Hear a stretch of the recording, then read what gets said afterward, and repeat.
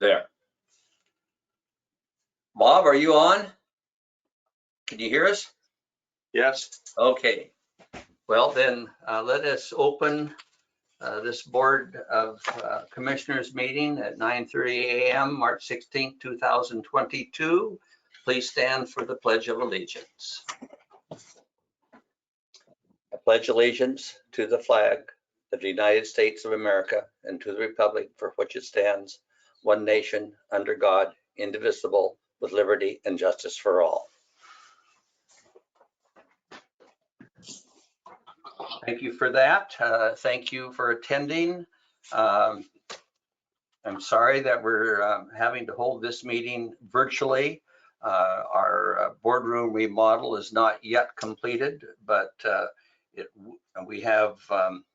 we will be meeting in person, maybe without the virtual capability on our April 5th Board of Commissioners meeting, hoping that the virtual capacity will be installed by that time, but there seems to be difficulty in getting all the necessary equipment for that.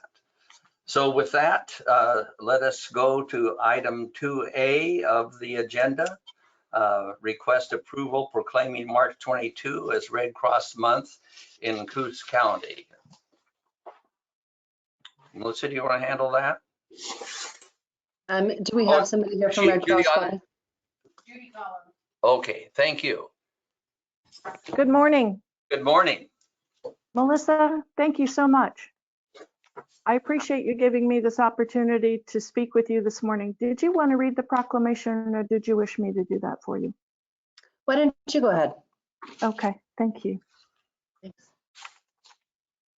So it's titled Board of Commissioners, County of Coos, State of Oregon, American Red Cross Month, March 2022, a proclamation. And it says, in times of crisis, people in Coos County come together to care for one another.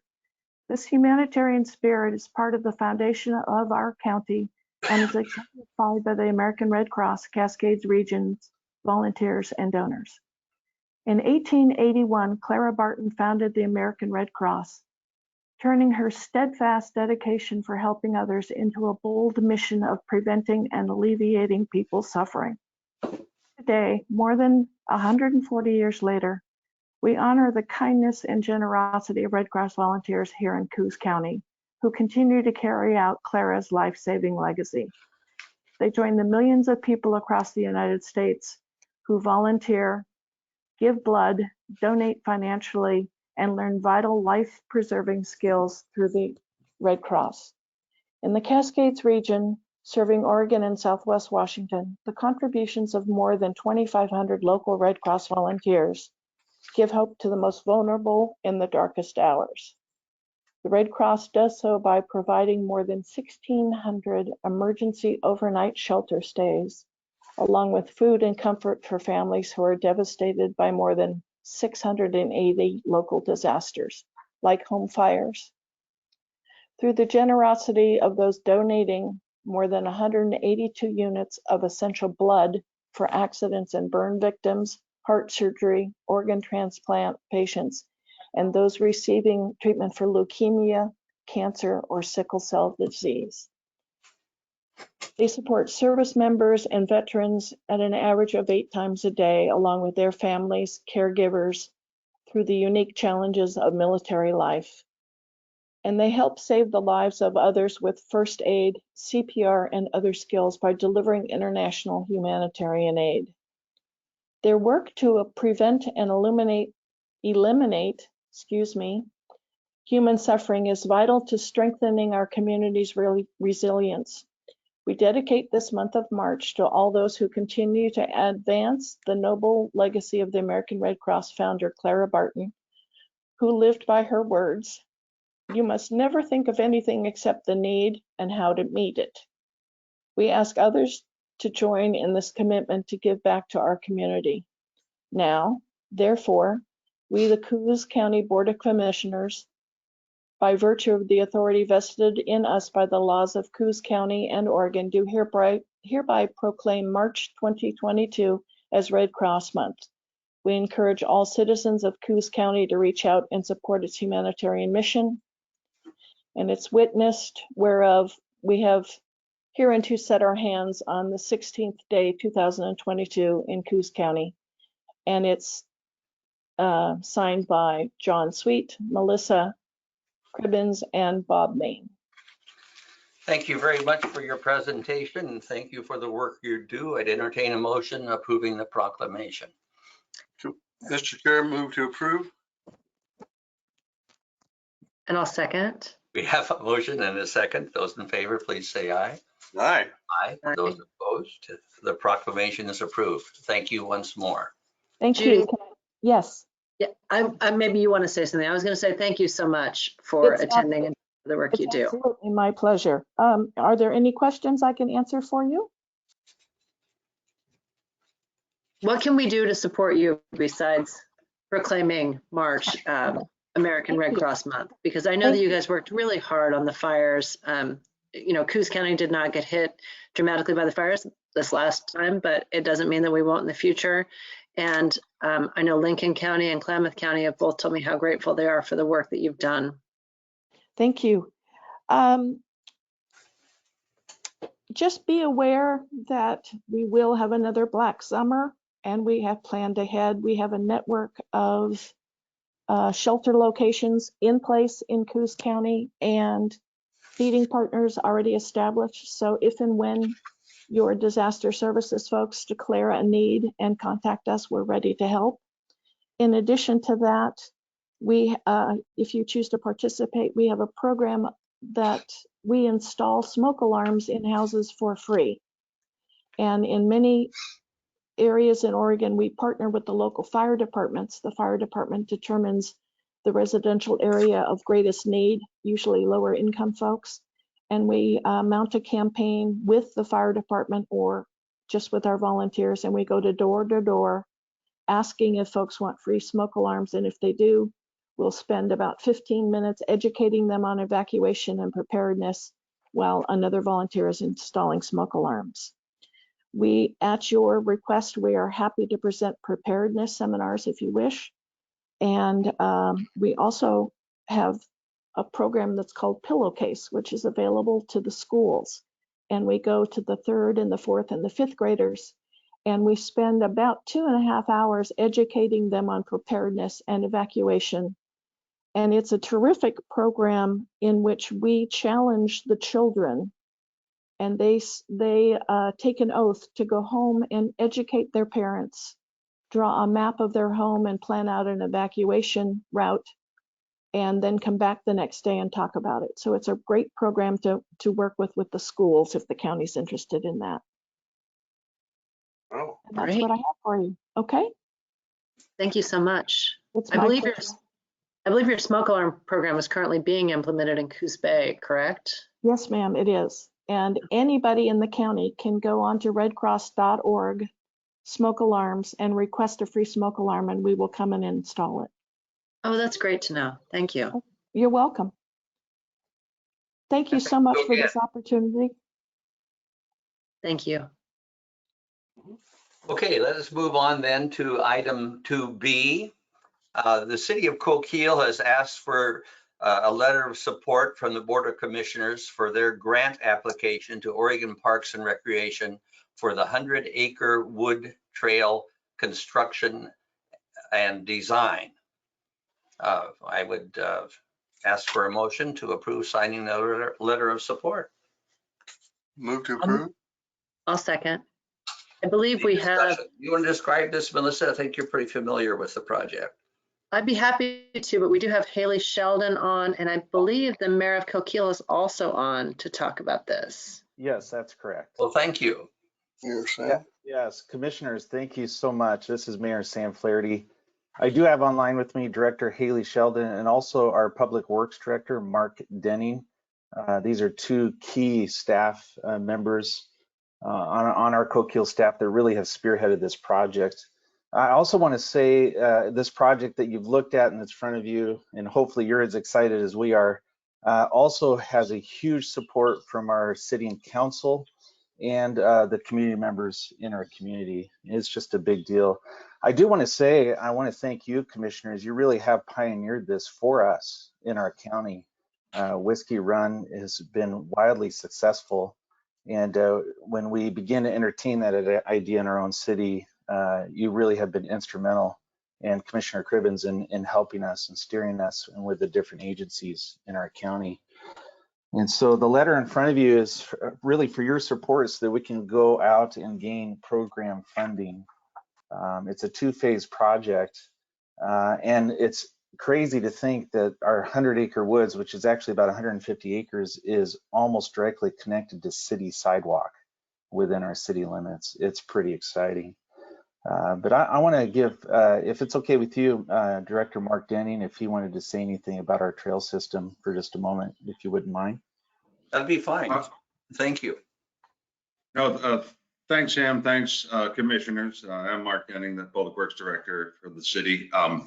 And to echo what Sam said, your Whiskey Run trails really have been a model for us. Not only the just trail element, but the fact that we are looking at combining our trail and our recreational area with managed timberlands.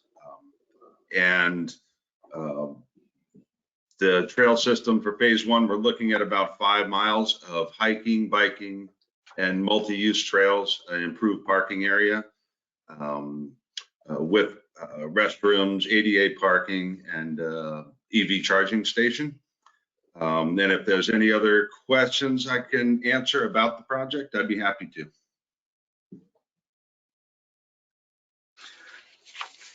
Well, I want to thank you for moving ahead with this. I think the more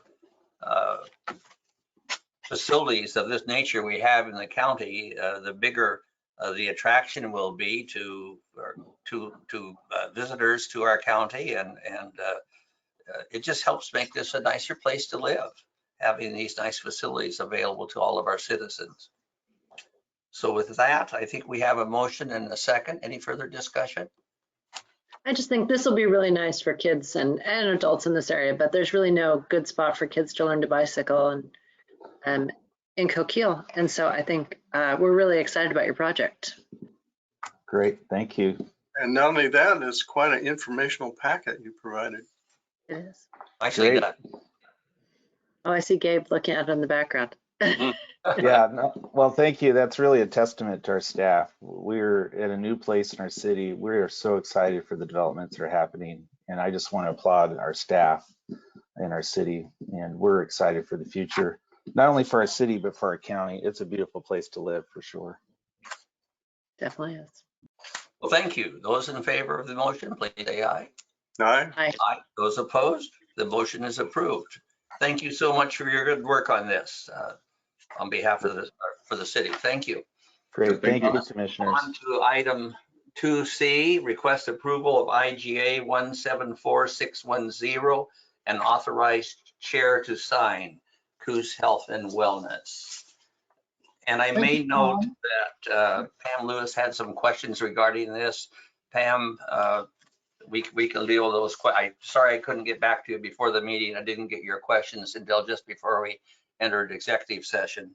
So we can respond to your questions during the course of conversation or of input regarding this motion. Mike? Okay, Sure. yeah, this is a contract from the state to do reproductive health outreach. It's about $150,000 over the next 18 months.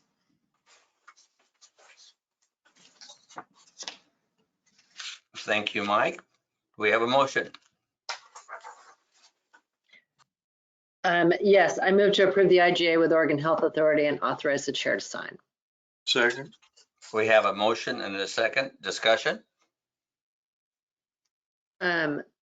You said that Pam had a question. I don't have it in front of me. Commissioner, you want to address that? I'll ask her, let her ask the question.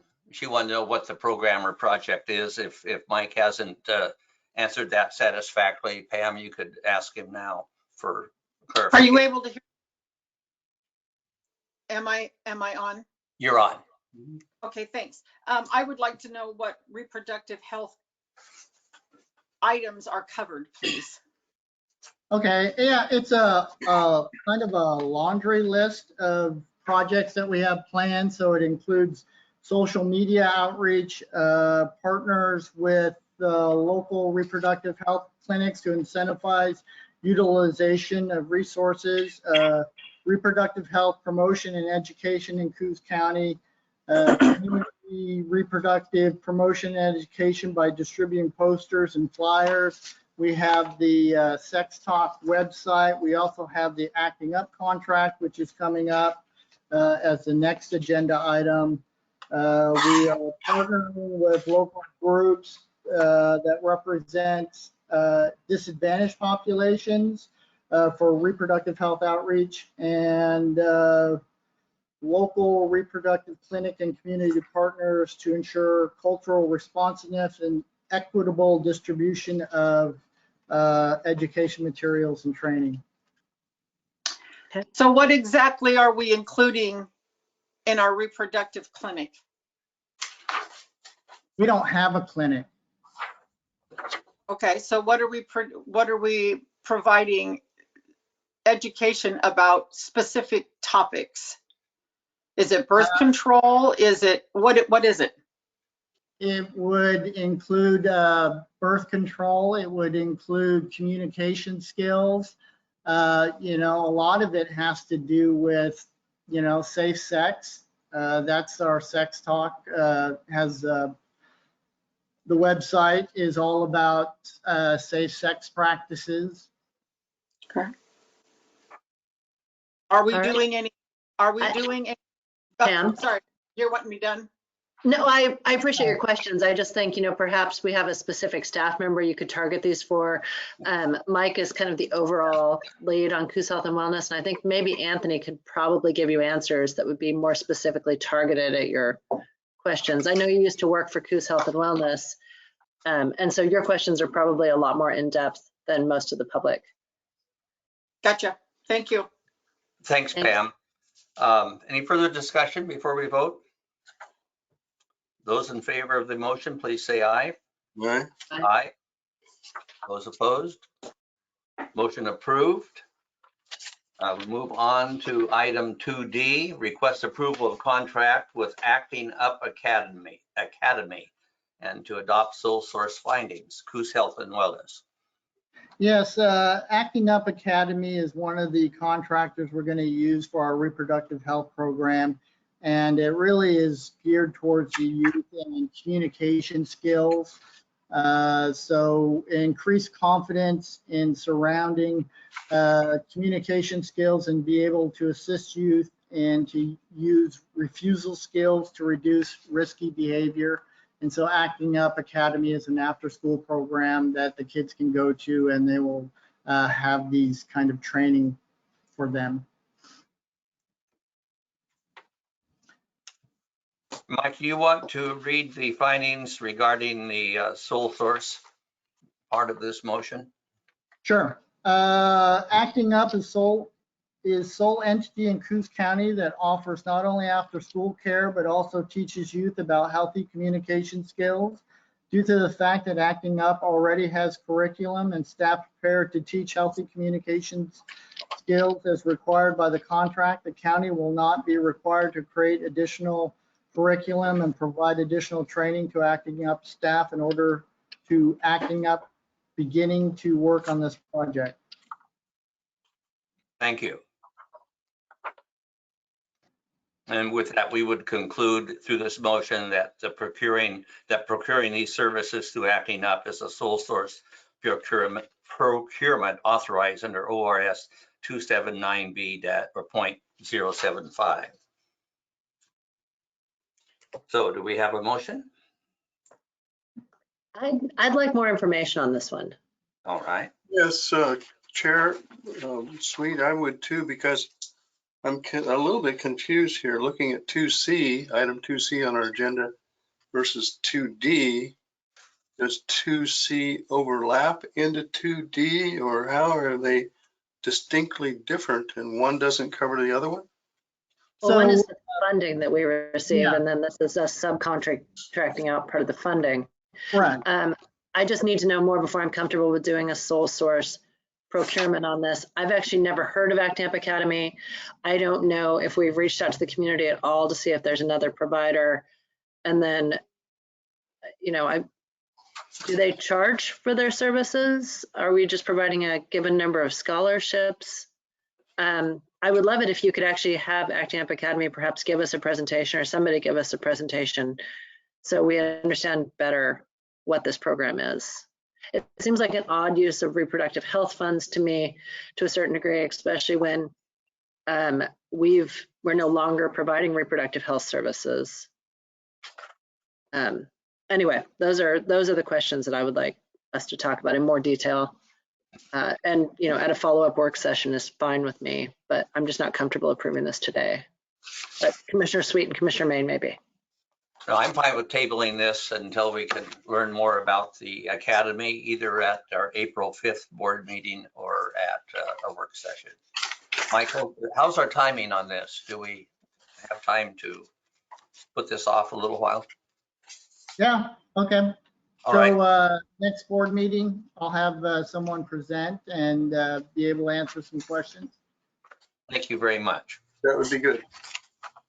Okay, we'll move on then to item 2E, request approval of resolution to reclassify Myrna Peterson to MHS2 senior clinician, who's health and wellness. Mike Rowley.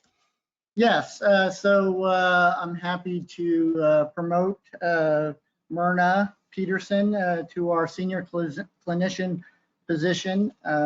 Based on recommendations from David and the job description, she meets all the criteria. And so we would like to reclassify her from regular QMHP to a senior clinician.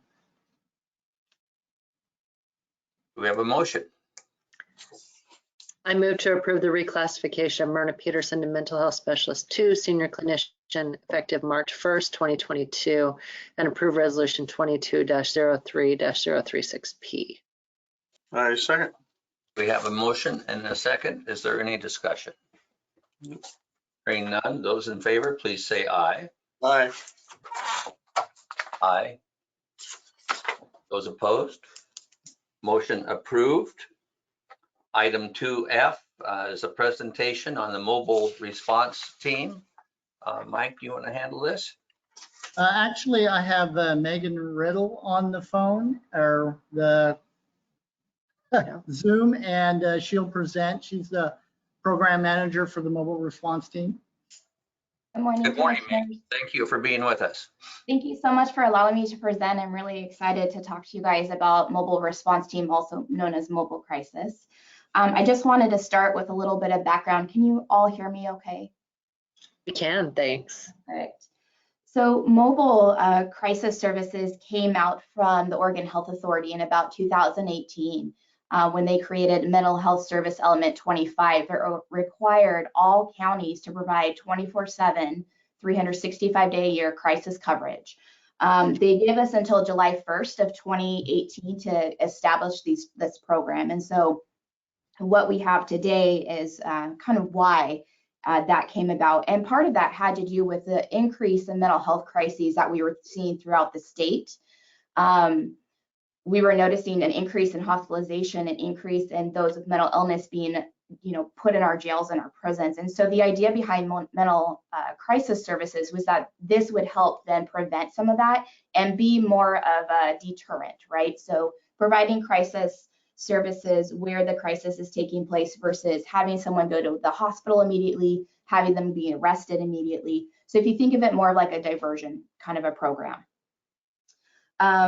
We began our 24/7, 365-day team in 2018. And we modeled our program after doing quite a bit of research on what was going on around the state. So we talked with Cahoots up in Eugene. I talked to my counterparts out in like the eastern counties just to kind of see. So we were looking for counties that had similar population as us. And we ended up settling on a model that Deschutes County actually uses. They've been providing mental health crisis services for years and years, and have used a variety of different schedules and things like that. And the one that they currently use is the one that we are using now, which allows our clinicians to be available 24/7, 365 days a year, and working about 15 days out of the month. So the job is pretty intensive. And essentially what they're doing is they are going out on calls. If you think of it kind of like a first responder model, they go out on calls. We are usually dispatched by dispatch or law enforcement or called by our community partners. We arrive on scene and we provide de-escalation, interventions, resources. We connect people to resources right there in the community. We go to individuals' homes as well. So this team is going on a regular basis. If we get a call, you know, from the sheriff's office, for example, at 3 a.m., we're out with them at 3 a.m. So we've done, I'm just very proud of my team. They've done just an amazing job connecting with this community. We have built very strong relationships with all of our local law enforcement agencies and work with them on a regular basis. We work very closely with the Devereaux Center, amongst other community partners. We've seen a major increase in calls, especially with the pandemic. And I can tell you that, you know, when we first started, our calls were pretty low and limited, and they've more than doubled, you know, and are continuing to increase. So we serve youth and adults for all of Coos County. So if somebody is in remote and in crisis, we go out to remote. If somebody is in Lakeside, we go to Lakeside. There are no bounds within the county that the team will not go to. So I just want you to be aware of that. Also, this is services for anybody in our county. It doesn't matter if they have insurance or no insurance. We will respond no matter what.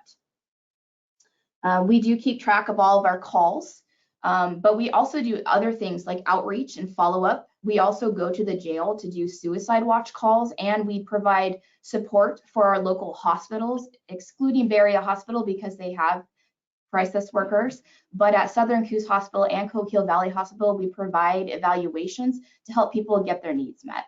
So the team isn't just doing mobile crisis work, they're doing these other outreach and providing other support to our community partners. We now have some new requirements coming down from the state and are receiving an additional $180,000, possibly more, for this program. The state right now is asking the team to do more things, including providing additional youth stabilization and crisis services, which is something new, and they have an idea what that model looks like. On top of that, we have the new 988 coming out, which is like a dispatch center for mental health crises. So the idea is that we're diverting from using 911 during mental health crises to using 988. So that requires us then to provide additional services and support to our community. So part of the reason that we're asking for these MRT leads is to help better position us to be responsive to the demands that are coming down on the state level right now. Have any questions? I know that's a lot. Thank you for that explanation. Commissioners, any questions of Megan? Chair Sweet, I have some questions for Megan. I have talked to various police officers in the county, and they really have glowing reviews about how they're helped out, especially out on the street, dealing with it. They don't always have the skills necessary to deal with it other than incarcerating somebody. So it's been a big help for them to try and deal with those folks that are having issues. Also, I guess what bothers me is Megan was saying that it is had a big increase since 2018. Well, we all probably know that the state's releasing most of the people from the hospitals and putting them back into communities, burdening our communities, which is not a good thing in my estimation. In fact, I did learn from the DA and parole and probation that if a mental case murders somebody, they keep them for 3 years, then they put them back in the community, which somebody who's not mentally afflicted would maybe get a much longer jail time, up to life. So I was scratching my head on that one for the wisdom of the state on that. Megan, you said you tracked the number of calls. How many calls do we get a month or so? It honestly, Commissioner Main, varies, but it can be anywhere from 50 upward. Okay. And so if you think about also that those calls aren't taking just a couple minutes, they're taking 30+ minutes depending on the type of crisis that's occurring. So we could potentially be on scene, you know, for an hour or more depending on the situation. So at least a couple times a day. Yes, if not multiple times a day. And how, I did get an email from your director, Mike Rowley, that they have 11 people working there at present. I have 11 people under me, but on my mobile response team, we have 6. Okay. And those people work 48 on and then they're off the rest of the week. Is that right? It was what I was told. No, they work 48 on, 48 off. And so it ends up totaling about 15 working days a month. Oh, It's not 48 only. No, it's 48 on, 48 off. so 48 on for 2 days and then they're off the rest of the week. Is that? No, so Somehow they, I'm confused. that's okay. Let me try to explain better. It is confusing. So for example, if somebody worked 48 on Monday and Tuesday, they would be off Wednesday and Thursday, but they would come back on shift Friday, Saturday. So they're working 2 48s during the week roughly, Yes. sort of. But it continues on. It's not on a weekly basis. It every few days they're back on. Correct. So if you think of it more like they work a total of 15 days out of the month, Uh-huh. that gives kind of a better picture of what their schedule's like, and keeping in mind that those 15 days are 24-hour shifts. Right. And they respond from home, apparently. They work from home. They can work from home. They respond from various locations. So they may be here in the building responding, they may respond from home, or they may be responding from a different situation they were just at. Okay. Mhm. And I see on late agenda item 4A, the 2 positions are back on the agenda. Would that make you 13 staff instead of 11, or they're promoting 2 within the 11? We would like to promote 2 within. Okay, so you still have 11 folks. Yes, sir. Okay, that's all the questions I have, Chairman. Thanks. I have a couple questions also, Chair. Melissa? If that's, thank you. Megan, thanks so much for joining us today, and especially for mentioning the 988 calls. I have heard also, like Commissioner Main, great things from the law enforcement community about the work that you're doing. But I was on the AOC Health and Human Services call last week, and they were talking about the 988 calls and how they think that that will greatly expand the number of calls that everybody's getting. Are they going to go directly to MRT? You know, that's an excellent question, Commissioner Cribbins. We don't know what that quite looks like, but I believe the idea is that, yes, they will directly contact mobile response. So they will act like their own dispatch center. Okay, that is good to know. Thank you very much. Absolutely. That was I all. see Captain Fabrizio in the background in Bob's office. Captain, would you give us some of your comments regarding the work that the team is doing? Oh, I'd be happy to. Thank you. Yeah, we've definitely enjoyed the partnership we have with them. They've been wonderful. To my knowledge, there's never been an incident where they haven't responded. And I know the guys consider them an extreme value added out on the road. It really does help to have that extra person there, that extra set of eyes for these mental crises we are encountering on a daily basis, for sure. So I'm a huge proponent and a huge fan of the MRT and happy to work with them. Thank you, Captain. And I know that Pam Lewis had a question about MRT.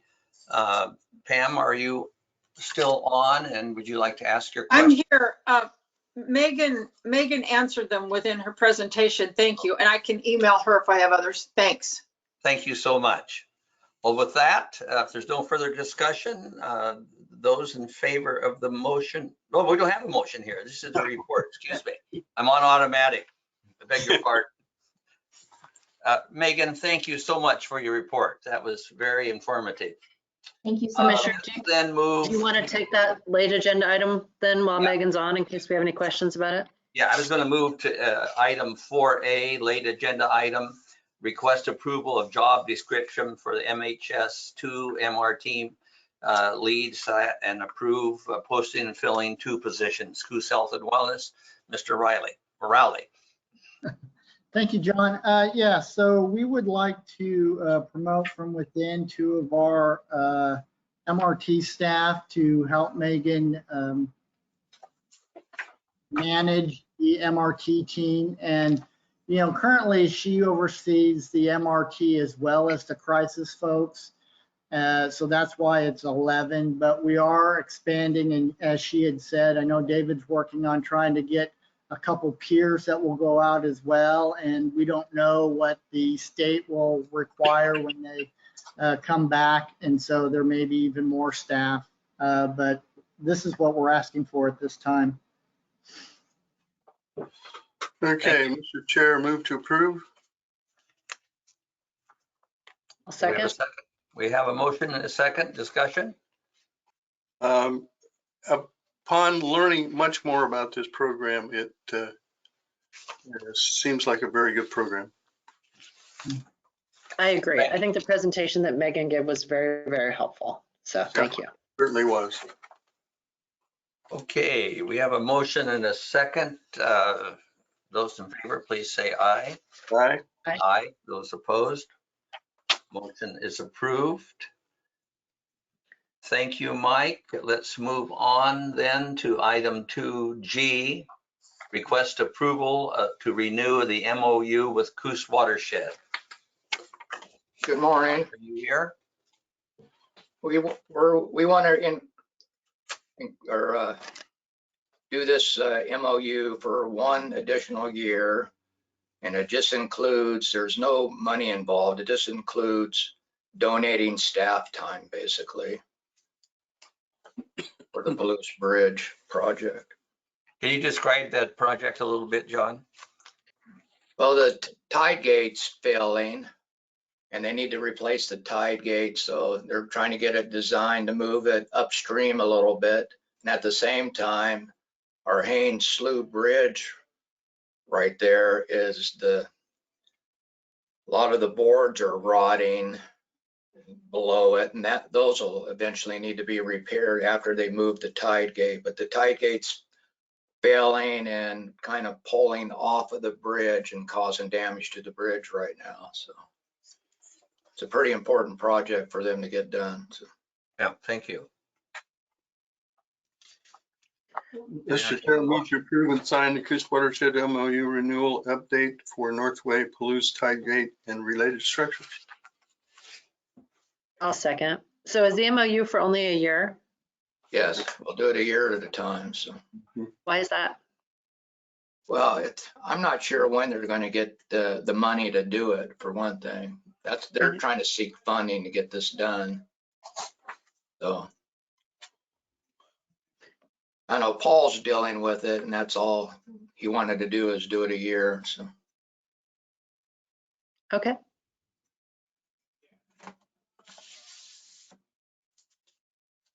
Any further discussion? Those in favor of the motion, please say aye. Aye. Aye. Those opposed? Motion approved. Item 2H, request approval to repair/modify a lowboy trailer, road department.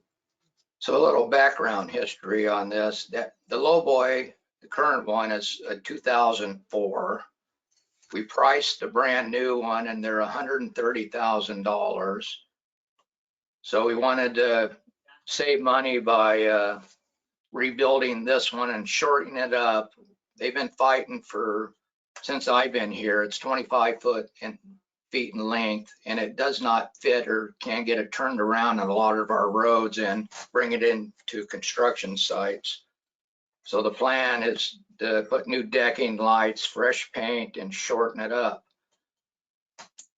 So they went to do the repairs. They went to Gold Coast Truck Repair first, and they couldn't take care of it because it's kind of a specialized thing. Then they went to Whitlock Trailers, same thing. They didn't want to deal with it. It's a specialized thing. Both of them recommended to go to Kai's Custom Fab in Roseburg. So that's where, this is kind of after the fact, and that's where we took it. So, and the cost is going to be around $40,970.26, but we do save $90,000 by customizing the existing trailer instead of trying to buy a new trailer. So this work does is already count to happening? the sole source situation? Well, it's not really. We went to went to three different people. So we talked to Nat about it, and I'm curious, in that the three didn't, two of the three said they don't do it? yeah, two of the three said they can't do it, and they recommended the third. Nat, are you on? Can you tell us whether this is a required sole source or not? Well, it's not quite a sole source. We could call it a sole source. There are a few different routes we could go. First, I want to point out that 3 different shops that we believe could do the work were contacted. So I think that in and of itself would qualify for getting 3 quotes. But we also have a county rule, that's County Rule 10.122, that talks about letting contracts for equipment without competitive process. It's a bit of a strange rule to me because it kind of entails a bit of a competitive process. Because basically it says we can enter into contracts for these services if it requires personnel that are only available from one source. So here we had 3 different shops contacted. Only one of them had the capabilities to carry out the project. So I think it fits under Rule 10.122. Also, we did solicit the services from 3 different providers, and the rule doesn't require that we get quotes from 3 different providers. It requires that we try to do so. Thank you. And so I have that written up, attached with the agenda item, so that'll be part of the record, but it doesn't require the board to adopt it. Thank you for that. I appreciate that. Is this work already going on? Yes, is it already over at Kai's Custom Trailer in the middle of being done? How long has it been there? a couple of months. So I'm not sure. Why are you just now requesting this? It's our screw up. That's why. We should have.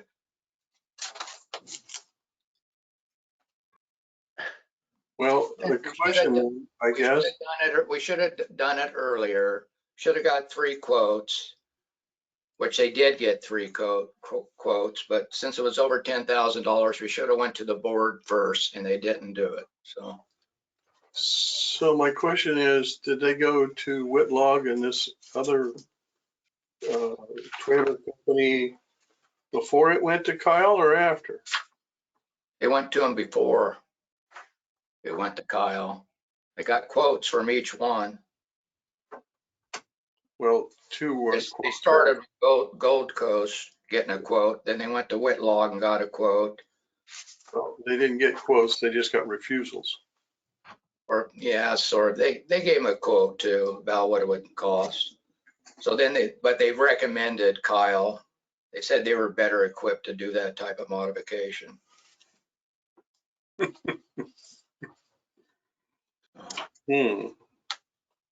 I'm having heartburn over after the fact here. Well, we have some transition going on within the department, so I'm satisfied taking this as a learning experience.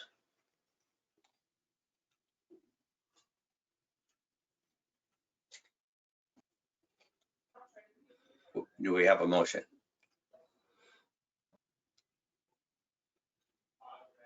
What do we do without a motion?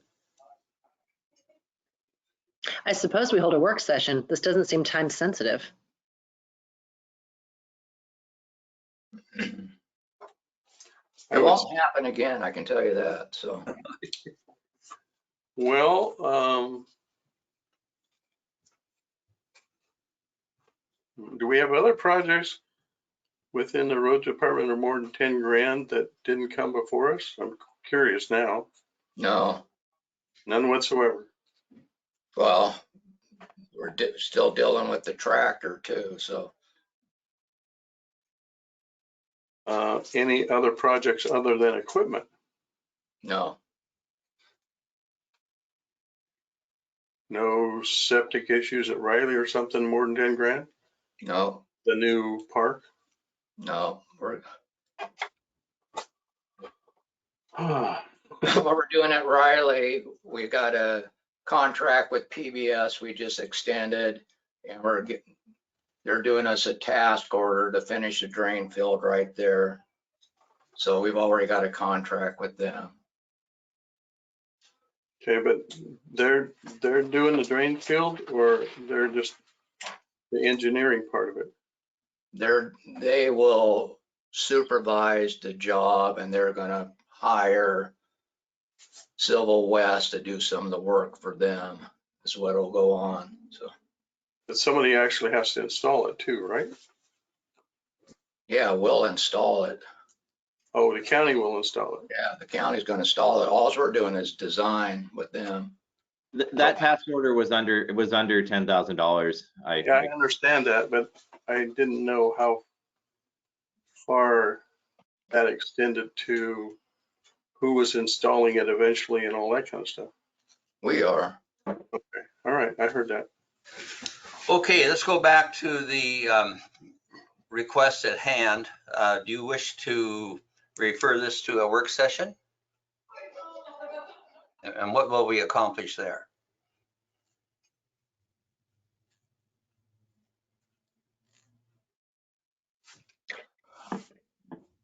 Well, I think maybe it would be good to just, if issues are arising because of, it would be good to go over the rules for procurement, talk about different projects that are taking place and what needs to be done to make sure we do that in the right way. Because certainly we don't want to see this come up again. I mean, from my perspective, it's good. It looks like the procurement was done in a way that is appropriate, but you kind of get yourself in a bind if you agree to purchase things without it going through the normal process, because from my perspective, I need to see things so I can make sure that they were done in accordance with our rules before they're done. So just my 2 cents. I would think we'd have a work session in which the roadmaster, the assistant roadmaster, the right-of-way person, the office manager, the project manager are all present and all hear the same thing about going forward on projects without approval and that exceed 10 grand. That might be just a good refresher. Agreed. You want to then, Mr. Bain, approve this request now and set that meeting up, or do that at the meeting? Probably at the meeting. All right. And as soon as possible, I would say. All right. In the meantime, I assume work is progressing on this. I would guess so. If it's already been there 2 months, you're not going to convince me that it's time sensitive that it happens today. Yeah. No, I'm not trying to do that. I don't know what we're gaining by not approving it. But we will table this and bring it up at a work session. Mr. Chair, I do have another, at least one more question for our roadmaster. With this almost 41,000, are they going through the bearings on the wheels and everything to make sure it's totally ship shape? And I don't want to see it go back in 2 months from now with some other issue. It's completely, it'll be like a brand new trailer when it's done, paint, everything. I know, but I didn't see bearings and all that kind of stuff. That's what I'm asking. I would prefer that type of work be done at our shop rather than paying someone else for that type of work. I don't know what's happened. I don't know. It looks brand new. It is brand new. It'd be great to have the opportunity to just have a more in-depth discussion about this and also about communications. So we will table this and set up a work session to discuss it. Let us then move on to late agenda items that the road department has. Item 4B, John, do you want to talk about to request approval of a letter of support for Sandy Way paving project? Okay, this is a letter of support for the Federal Land Access Program FLAP, which now is 100% paid with no match. So we previously applied for this project under Title II grant, and there wasn't enough money to do it with that program. So we're still partnering with the U.S. Forest Service, and the job entails fixing the shoulders in Hauser Depot Road and doing an 1.5 inch overlay, and then paving Sandy Way from the railroad crossing to the end of the public right of way with 3-inch mat. So this will really improve that whole area. This is one of 4 major accesses into the National Dunes Recreation Area. So, and there's a lot of support from all the surrounding ATV businesses and the county and the Forest Service and the railroad. So. Great. Thank you. Do we have a motion?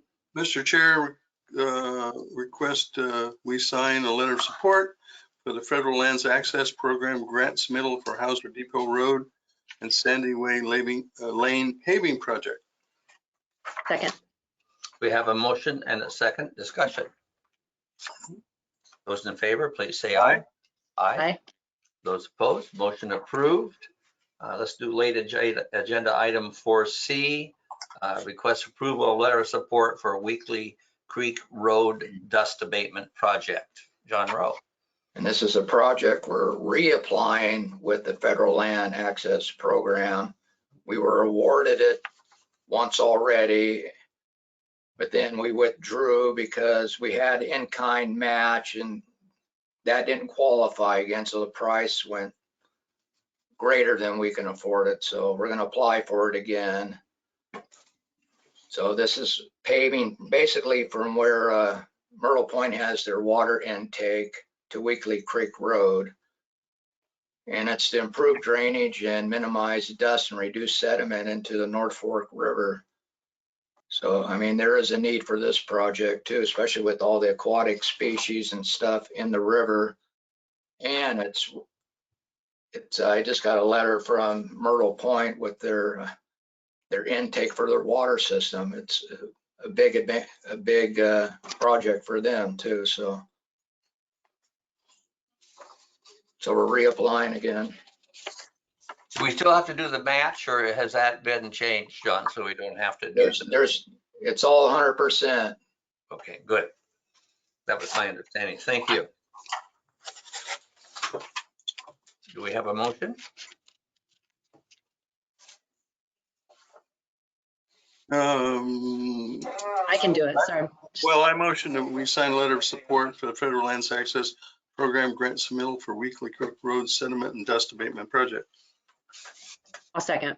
We have a motion and a second. Discussion? Question, Mr. Chair?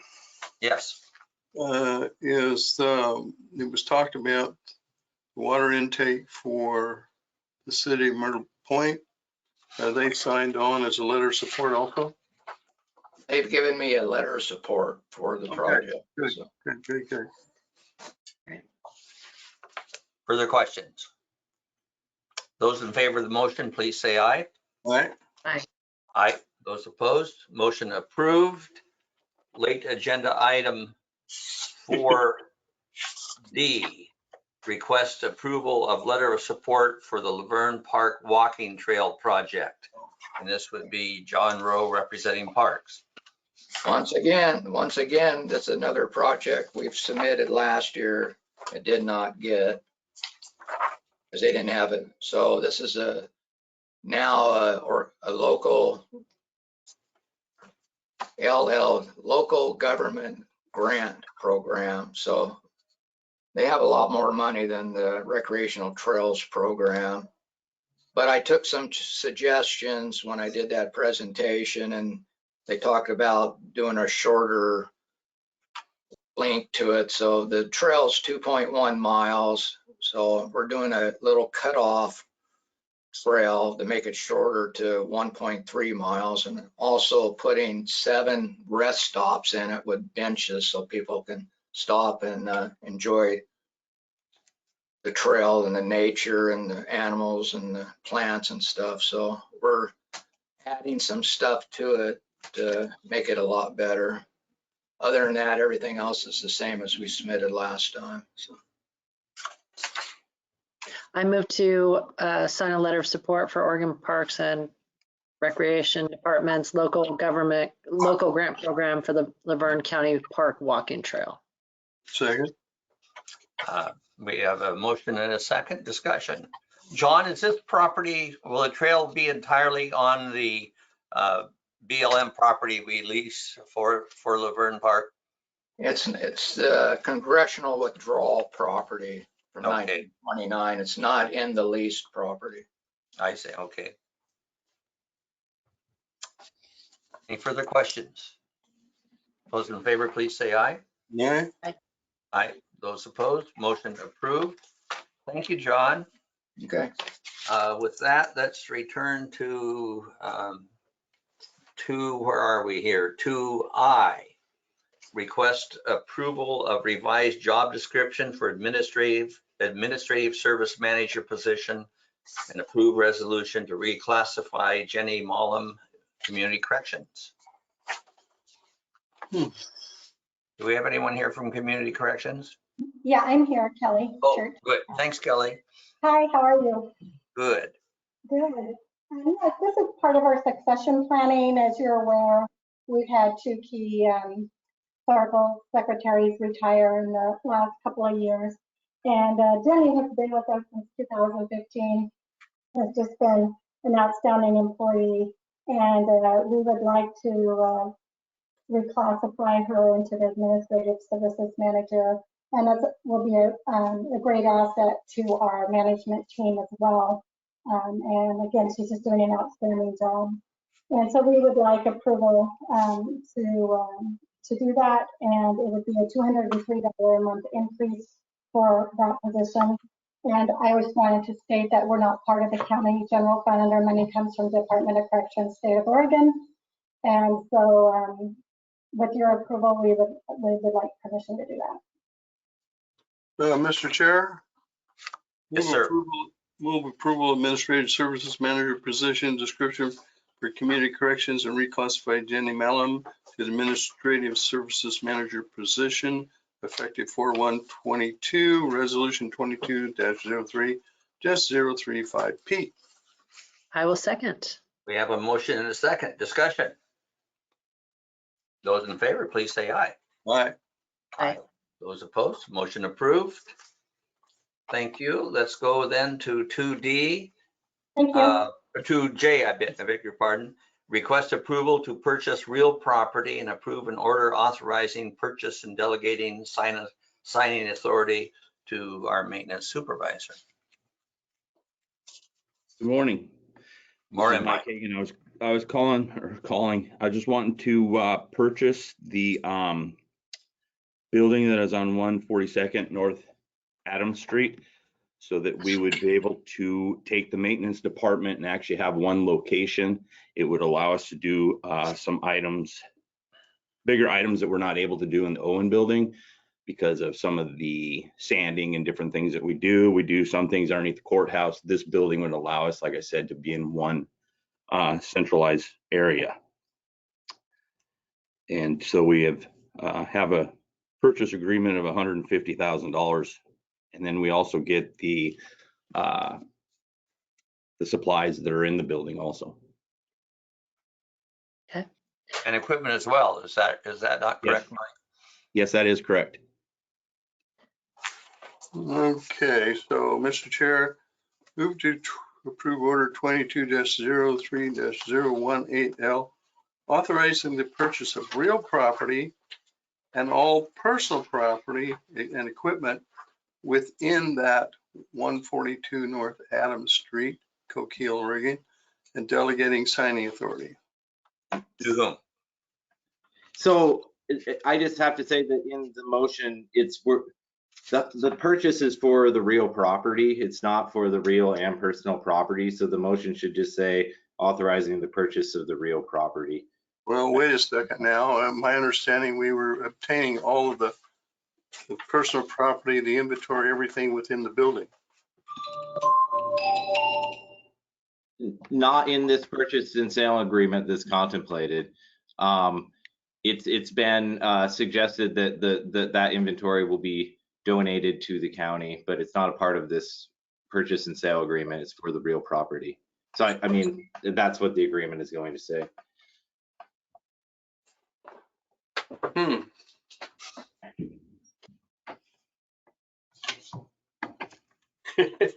Oh, well, that's not what I was led to understand. I think it's, normally we discuss real property transactions in executive session. And so I think that's a bit of the reluctance here to go in too deep on this, but the transaction itself hasn't really changed, Commissioner. So the donation will be handled in a separate agenda item at a future board meeting. We just didn't have all of the details yet. Oh, okay. Now I know more. You want to amend your Yeah, I'll amend it to motion take to off delete reference to personal all property? personal property and equipment within the building. That will be removed from my, or I just restated, approve order Let's do that.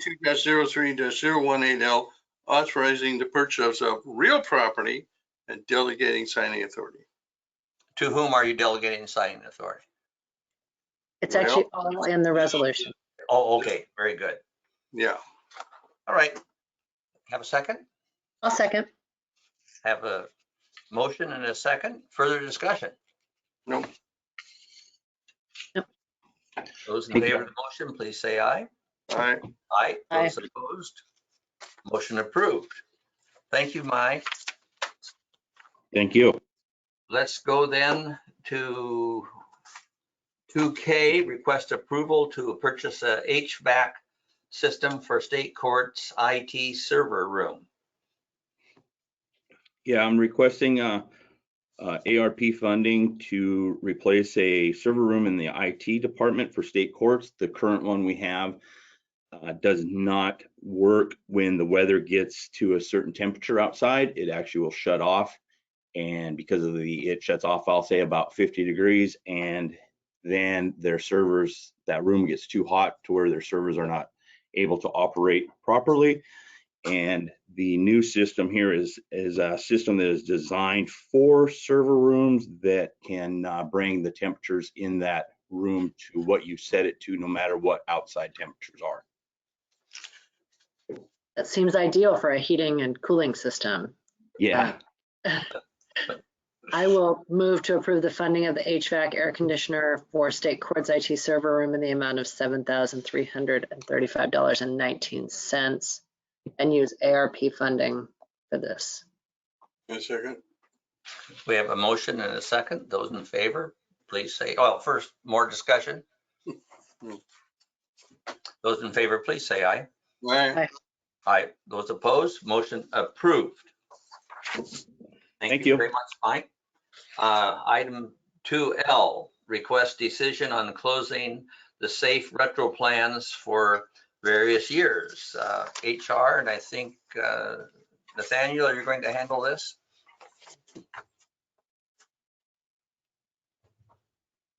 Well, I suppose that I am. I did not know that I was going to be honest. Or Charity, is Charity on?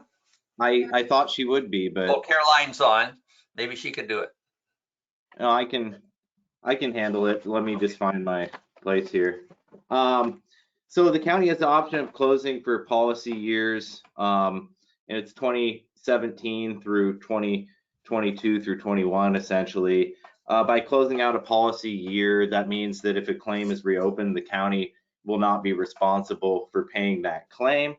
And there's a cost for closing out many of the policy years. The only policy year that our insurance agent suggested we close out is 2017, 2018. And for that year, there's no cost. So it's kind of it's a no-brainer on that one.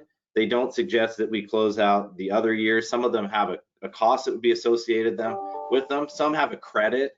And our thought is that if we have a credit, we'd like to keep that credit. We'd like to keep that credit there because it could be applied against some of the claims that we may owe.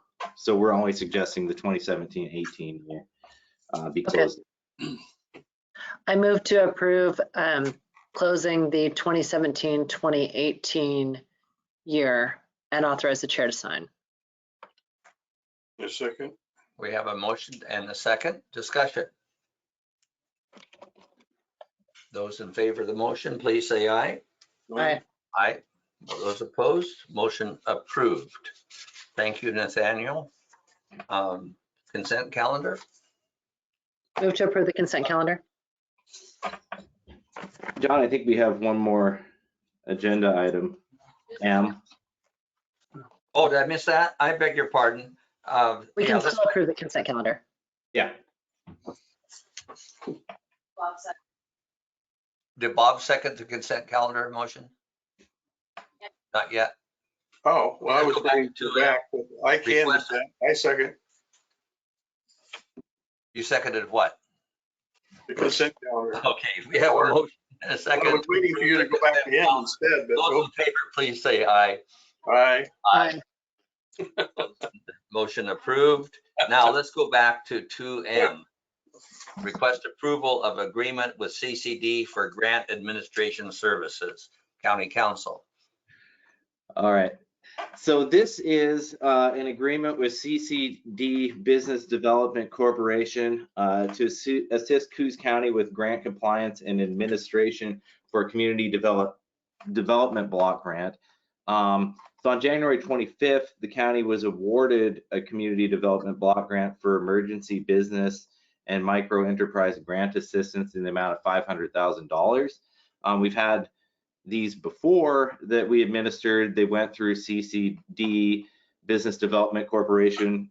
They've done a pretty good job with all our community development block grants. So this agreement would have them administer that. It's also worth noting that in the actual block grant agreement that we get from the state, one of the provisions is that we have a subcontractor, and that subcontractor be CCD Business Development Corporation. So that's how these block grants work and how they're administered.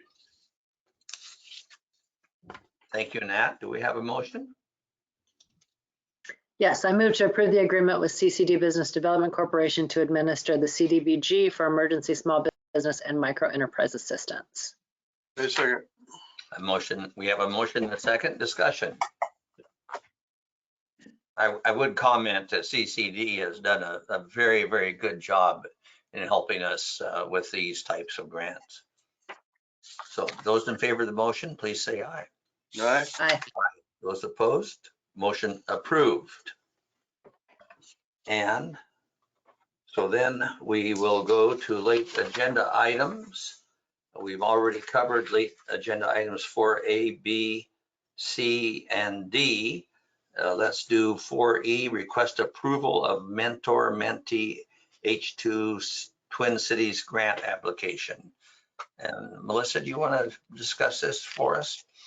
Sure, I would be happy to take the lead. I believe Representative Brock Smith wanted to say a few words also, but this is a smallish grant from U.S. Department of Energy. My understanding is it's $100,000 over a 5-year period, and it is only obtainable with a city or county as the sponsor. The primary goal of this grant would be to allow the port and other local entities such as fishermen to gather more information about renewable energy projects by having a sister port in Scotland that's already participating in renewable energy development. We would not be the fiscal agent, or we would not be the administrator of this grant. We we would probably ask the port to do it. But we have had discussions about this. Commissioner Sweet, I know you also participated in a meeting about it, so you may have more color commentary to add. But it's really just meant to allow us to gather more information about renewable energy projects that are occurring in the ocean. Do we have a motion? I move to approve the Mentor-Mentee H2 Twin Cities grant application through U.S. Department of Energy. Is there a second? I will second this to get it open up for discussion. So we have a motion and we have a second. We'll go into discussion, and I would invite Representative David Brock Smith to weigh in on this. David, are you available?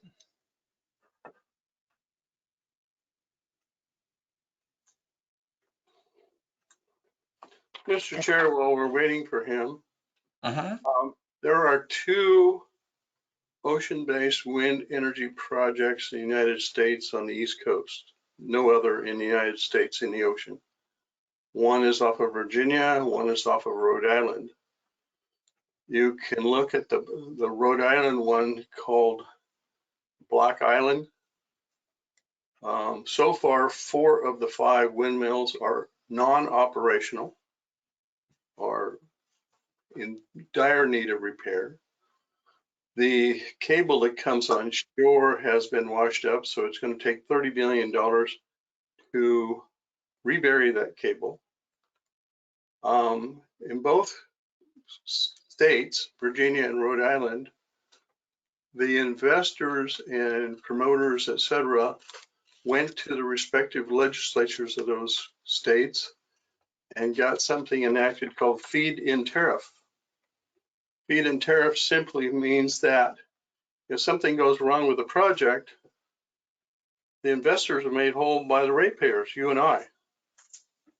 That is probably going to happen right here in good old Coos County, because I did have a meeting with one of the large wind companies, and they didn't say no when I asked them about enacting feed-in tariff for the Oregon legislature, which has already talked about it a year or 2 ago. Commissioner Main? Yes. I really appreciate you bringing up concerns like that. This is exactly the sort of thing we need to know. The problem is when we go into this, we don't even know the questions that we should ask, right? And so what we end up doing is, you know, at first, I think whenever something like this comes up, you just Google to try to figure out what's going on, where this is happening. This is really a chance. And if you're interested in being the commissioner who's pouring on this, I'm more than fine with that. But this is a chance for us to get more involved and go and talk to somebody else who's already doing this and say, what do you wish you had known? What do you think we should know? What questions should we be asking? What should we do? Well, actually, in Germany, they went with wind and solar, and now they call it schizophrenic energy. So, I think that's more than just Scotland's point of view, I would hope. I agree with you, Bob, that there's lots of reasons that we need to question the prospect of a renewable energy project off our coast. However, it has a lot of momentum. I don't think at this point in time we have, as a county, the horsepower to stop it, even if we were so inclined. I think we need to be at the table. And I think this is a way to be at that table so that we can gather facts, learn from the experiences of others firsthand, and be in a better position to decide whether this is something that would be good for our county or not good for our county. So I'm inclined to be supportive of this. And I think I heard Representative Brock Smith weigh in, did I not? You did, Commissioner. Good morning, and I apologize. I'm actually in Coos Bay, outside of your Coos Historical Museum. We're having a meeting about the opportunities at the Port of Coos Bay. Good morning. For your record, State Representative David Brock Smith, House District 1. But we're having a meeting about rail and container shipping today in Coos Bay. Commissioner Main, I completely understand your concerns about the pros and cons of offshore wind.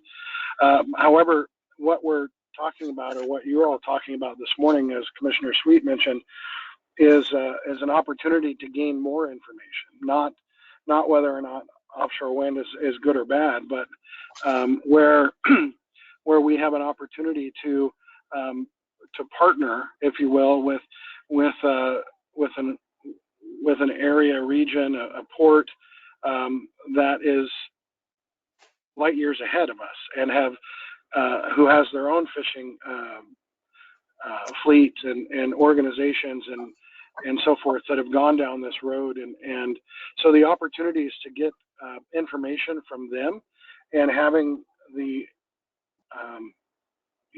I hate to say that we don't have to reinvent the wheel on this, because they have done their work, and so getting that information from them and where the pitfalls are and how we can move forward, I think is a fantastic opportunity.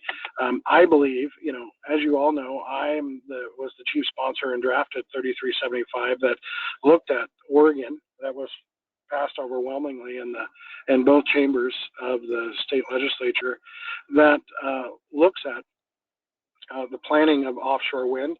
We've had the BOM, of course, has large call areas out there, and the reason they're larger is I wanted them that way, to be honest, because I want an in-depth, broad stakeholder engagement on how we move forward with the federal dollars that are going to be assisting and funding these projects. And Commissioner Main, to your concerns, there's language in the planning bill to protect ratepayers and so forth, but the Biden administration has put forth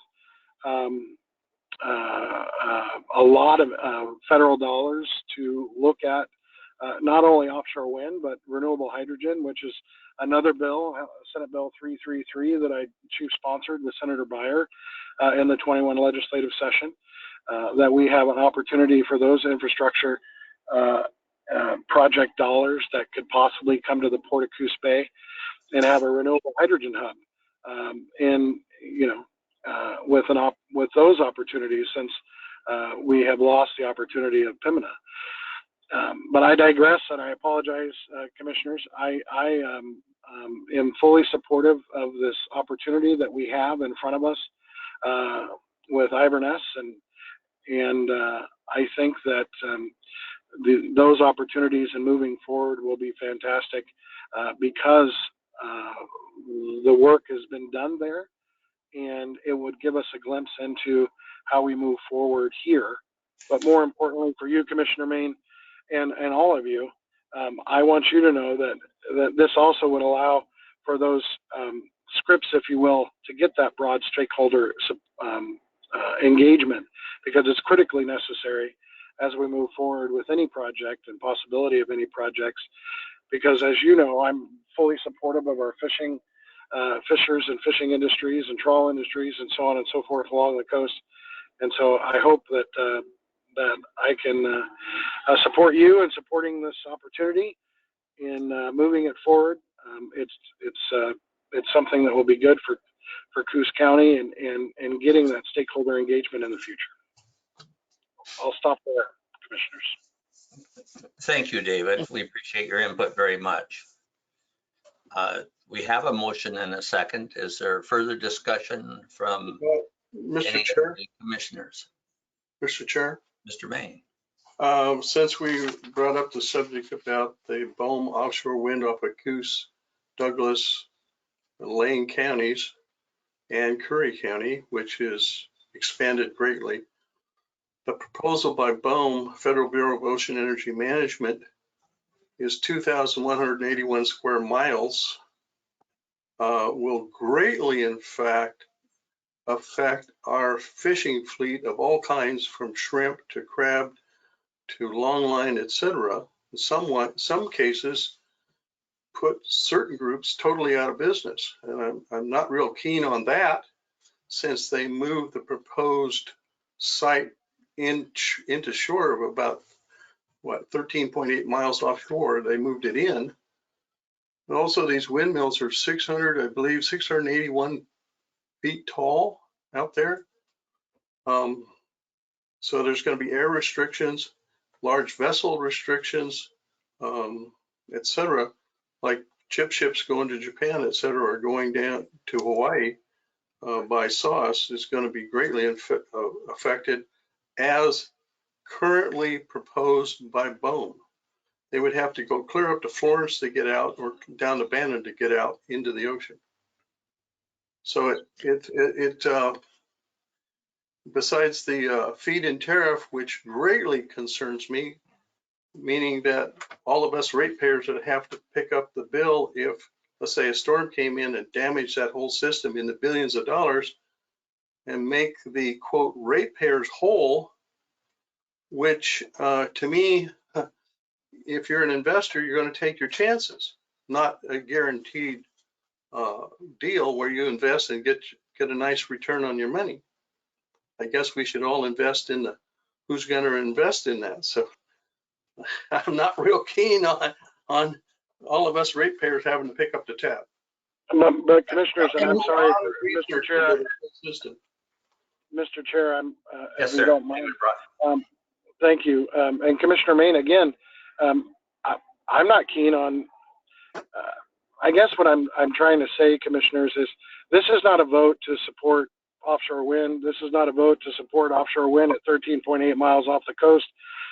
This is a vote to have a partner that has gone through this process in the past, so that all of those things that Commissioner Maine has brought up can be addressed, so that those stakeholders can be at the table, so that it doesn't impact those folks.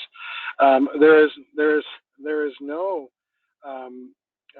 is potential for the ratepayers, but of course, I, having been in lead on this, certainly am not going to burden the ratepayers in Coos Bay, North Bend, and on the South Coast with additional resources to build these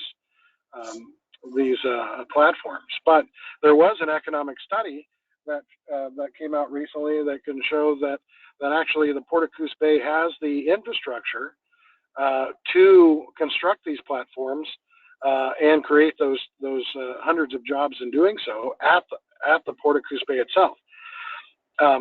But I just want Commissioner Maine, your concerns are greatly agreed upon by me, but I don't think that the vote that we're talking about today has really anything to do with those concerns.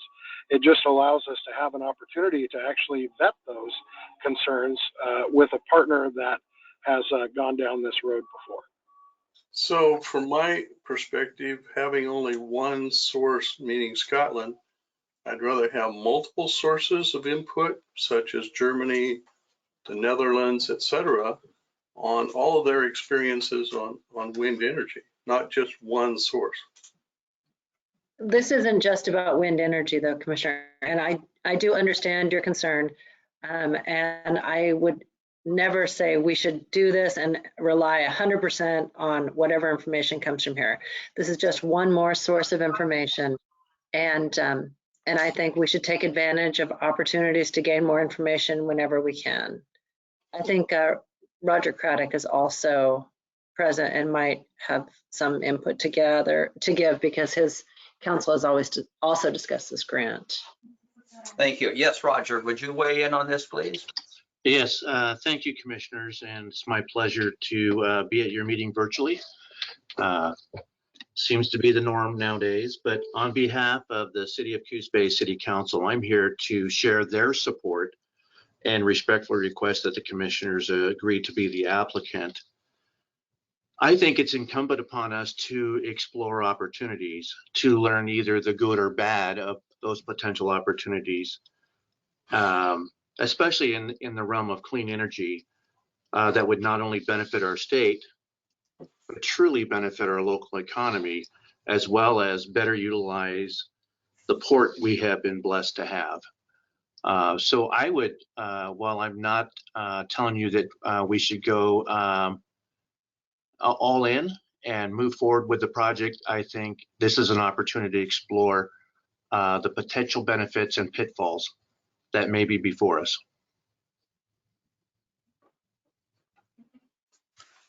Thank you. Thank you, Roger, for your input. I think we need to draw this to a close quickly. Any further discussion?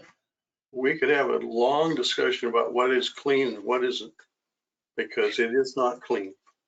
We could have a great many discussions, but this is only one narrow question in front of us. I like that part, but Do we want to apply for a grant to get more information? And I do. I've been researching this for several years now. I understand. And I understand your party concerns, Bob. They're valid. But we're not approving the project. We're approving I got that part. the process that will allow us to learn more about it and how other people have dealt with it or not dealt with it. We don't know. So with that, I would call for the vote. Those in favor of the motion, please say aye. Aye. Those opposed? Aye. Okay, the motion passes. I thank you very much. That has been a good discussion. That is one of the things I like about this board. We can have these discussions, we can disagree, and we can still be respectful of one another. So I thank you for that, and I thank those guests for their input. I appreciate that very much.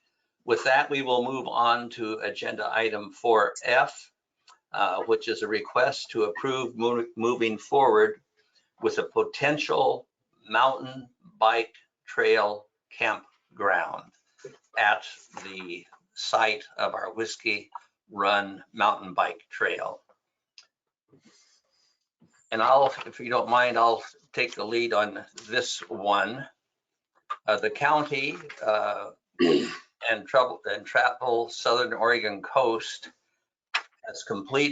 have completed a needs assessment for the Whiskey Run mountain biking trails. One of the primary needs identified was the need for a campground in order to create a legal place for mountain bike enthusiasts from outside the area to stay while using the trails. In addition, it will create a revenue opportunity for the county to help support the mountain bike trail. The first step in this process is to amend the county comprehensive land use plan in order to allow a campground in the identified county-owned lands adjacent to the mountain bike trails. And with that, I would request a motion, and we can discuss this. Mr. Chair, motion to direct planning staff to update the recreational inventory in the Coos County Comp Plan and direct planning staff to prepare any necessary plan amendments. Thank you. I will second. And discussion. So I know there might be some questions about timeline. If planning moves forward with this, my understanding from talking to planning is if they move forward with this and then we do the other necessary things, we could be ready for construction this summer, June, from a planning perspective. Yeah, I think that is absolutely correct. I think that might be a bit of a push. This campground would go on what is now part of our county forest. We have cordoned off an area, and we will have a timber sale on that area, assuming we get bids for that. The sale, instead of being having a three-year window in which to complete harvest, the harvest would have to be done by this summer. So that's the area we have identified. It is at, I guess, the western end of our bike trail property. Seems to be level enough, which is the relative term out there, to prepare a campsite. There is electricity available just across the road, which is unique. They're generally speaking, our county forest and particularly bike trails do not have electricity. So that would be very helpful in this. So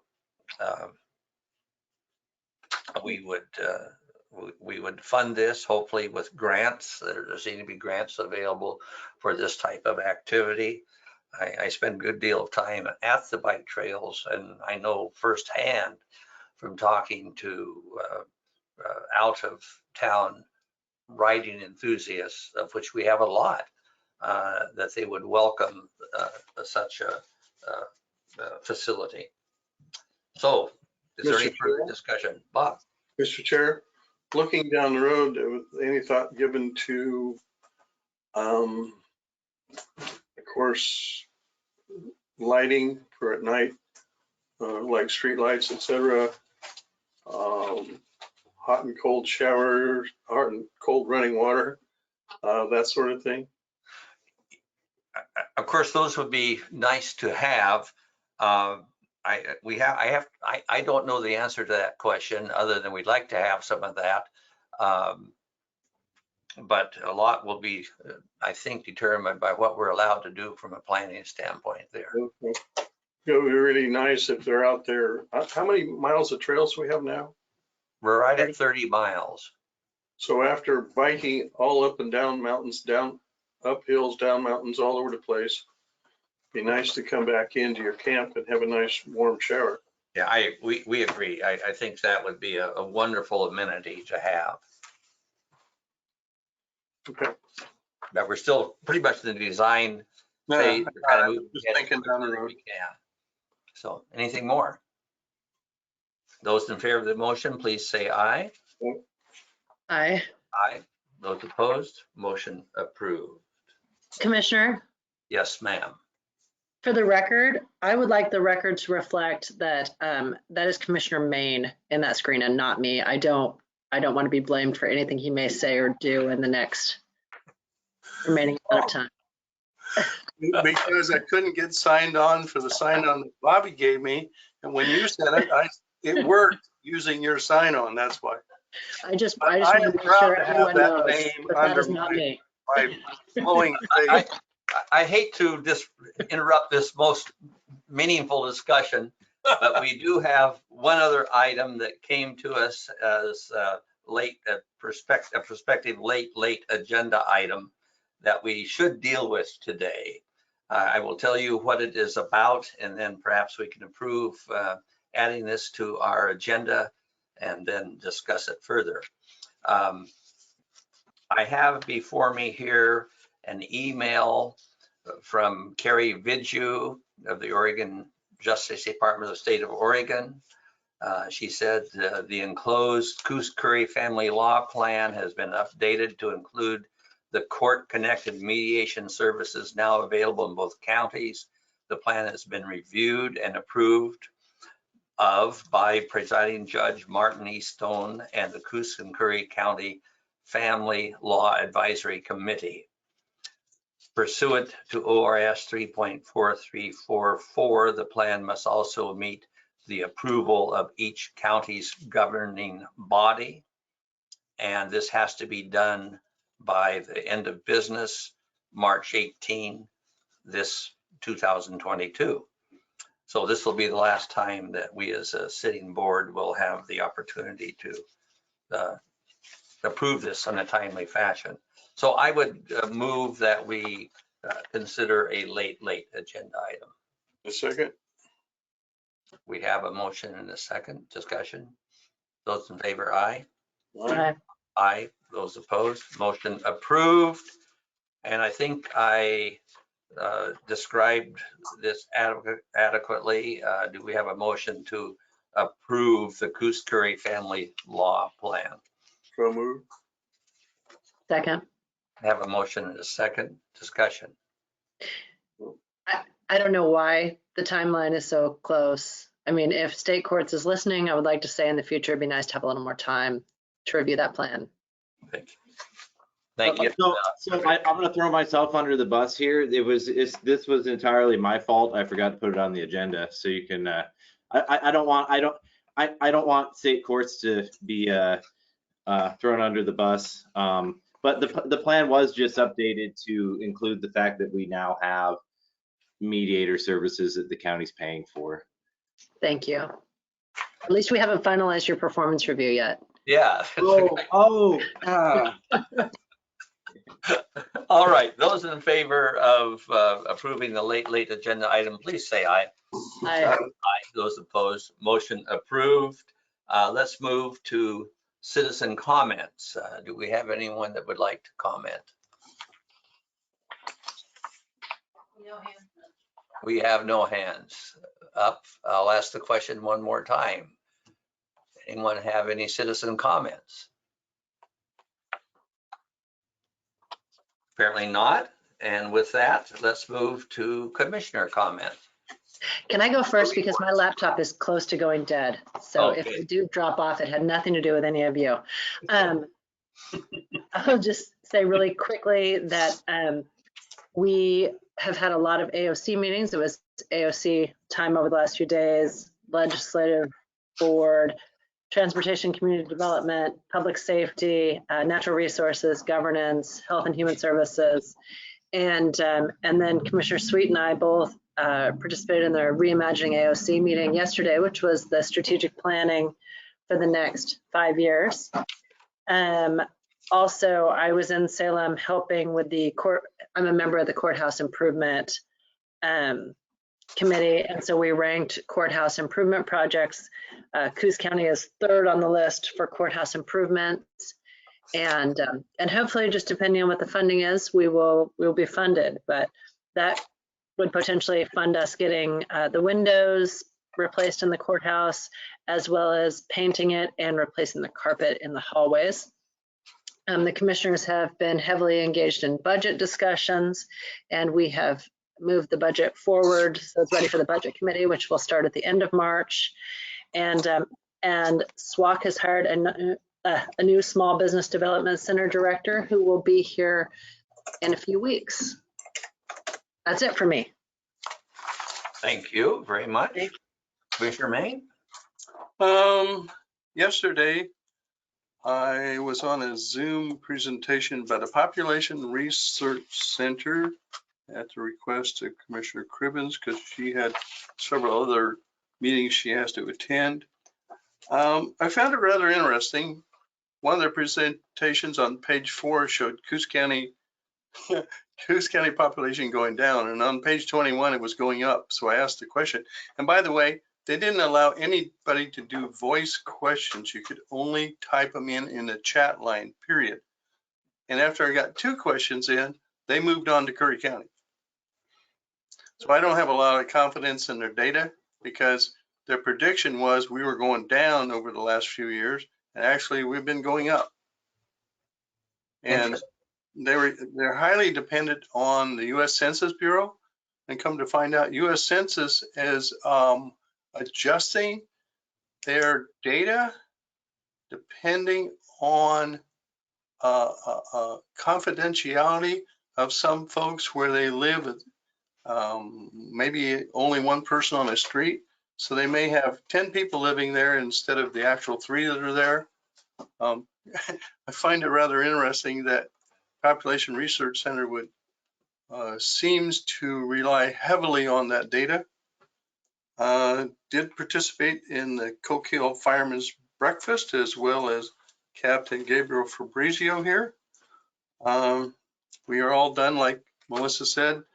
We have balanced our budget, and now the budget goes to the full budget committee for complete review, starting the 28th, I do, of this month. I had an opportunity to testify for an hour and a half about the Coos Bay Wagon Road, again, in front of the Wagon Road Committee, about what should be taxable and what should not be. I don't know, did we discuss the dog board? Anyway, we saved the doggies. They will not be put down, and we've discussed it now. We adopted out separately. And so it came to a good conclusion, and the owner of the animal who was killed was there, and he appeared to be happy with the decision. And that's, last night I was at the newly reorganized Coquille Step group, which was 30 some people were there, as well as 2 representatives from ODF and W and other folks. So it was a good meeting. Hopefully we will bring fish back to the Coquille. Thank you. Well, I'll try to be brief. Since our last Board of Commissioners meeting, I helped with a dinner that was put on for the participants, the coaches, and the staff that were here for the 3A basketball tournament. It's an ongoing event. Our community does a really good job, and as you probably all know, not only this year did we host the Coos Bay North Bend host the 3A basketball boys and girls basketball tournaments, but also the 4A tournaments. Had an SCDC meeting, the dog board, the Coos Bay Wagon Road Appraisal Committee, which was not convened by the BLM for decades, has been reactivated, and we had a meeting on Friday the 4th. Oh, I guess that was, yeah, okay. Let me think here. We had on the 8th, Melissa was gone, but Bob and I attended a meeting with our land agent at which we set the minimum bids for lands that have been taken back for taxes and will be auctioned off. And Bobby, what's the date of that auction? April 23rd, I think. We believe that auction is April the 23rd. I want to commend Commissioner Cribbins for her work on the court facilities committee to bring our project to 3rd in the state. Was a good job. And can you comment about how many people are ahead of us and how much, we don't know how much money will be available, but it didn't look to me like, we have a pretty good shot at this. I agree. There's 2 projects that are ahead of us in improvement funding. One is Benton County and one is Clatsop County, and their asks in total come to about $850,000. Usually the state budgets about $3.5 million for courthouse improvement projects. So I think we've got a good chance. And our project is estimated to cost what, $1 million plus? Yeah, $800,000 for the state's share. Okay. So, and then we have American Rescue Plan funds available for the rest. For the match. Yes, anybody who's driven by the courthouse has seen that. Well, number one, we have outdated windows because we still have the old style windows that are single pane. You know, you open them and they're old and they're pretty fragile at this point. Replacing those windows and putting in new energy efficient windows would save the county money every year on our energy bills, and would help Bob with some of his concerns about clean energy, which I know he would really like to see addressed. And then, frankly, the carpet in the hallways, there's many spots where it's threadbare or it's starting to bubble. And so it becomes a safety issue. A lot of our clients at the courthouse are elderly and or disabled. We worry about them tripping on the carpet. And, you know, if you're going to replace the windows, frankly, you just have to paint. It's just a fact of life. So those are the 3 projects that we've asked for. It's another good example, I think, of how we've been able to seek grant money rather than local property tax money to improve our facilities and make things last longer. Going ahead with my report, I met with the Board of Forestry on the 9th of March as part of the County Forest Trust Land Leadership Group. Met the following day, testified before the Oregon Transportation Commission regarding federal money that's been allocated to the state for infrastructure and investments. The way it stands now, the Department of Transportation has reserved the right to decide how most of those funds will be used. We testified in favor of passing more of those funds through to the counties, because we have a high percentage of the state roads, and no one knows better than the counties themselves what needs to be done. Visited a fella out along Seven Devils who spends some time here, about half a year. He has a modest home there on about 10 acres of ground, and he is besieged by neighbors who are squatting on someone else's land, have broken into his shop and stole his car, most of his equipment, and he was complaining about the people that he lives next to, and the fact that we are able to do so little about them. It was encouraging us to add a little strength to our public safety efforts. And with that, I am done, and unless anyone else has something, we will adjourn the meeting. Hearing nothing, the meeting is adjourned. Thank you, everyone.